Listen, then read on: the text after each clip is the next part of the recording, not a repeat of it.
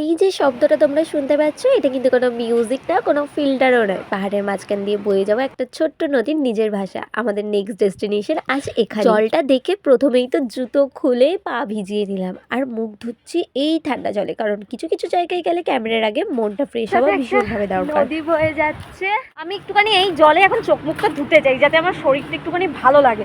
আমার শরীরটা এতটা খারাপ করছিল না, মানে আমার বেরোতে ইচ্ছে করছিল না, কিন্তু বেরিয়ে এই জায়গাটা দেখে মনে হলো না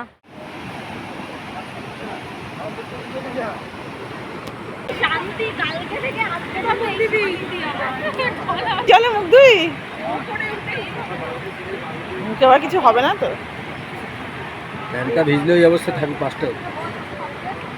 আমি এসে অলরেডি মুখ চোখ ভিজিয়ে নিয়েছি, মানে নিজেকে কন্ট্রোল করতে পারিনি এই জায়গাটা দেখে। ঠান্ডা জলটা এই আর যাস না, আর যাস না, আর যাস না, আর যাস না, পড়ে যাবি।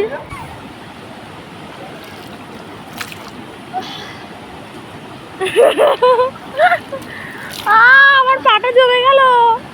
ও শান্তি শান্তি জমে গেল। ভাই পড়ছে কি করে ভিডিও করতে গিয়ে পুরো ভিজে গেছি আমি, পড়ে গেছি জলের মধ্যে। এই অবস্থায় এখন আমি ঘুরবে।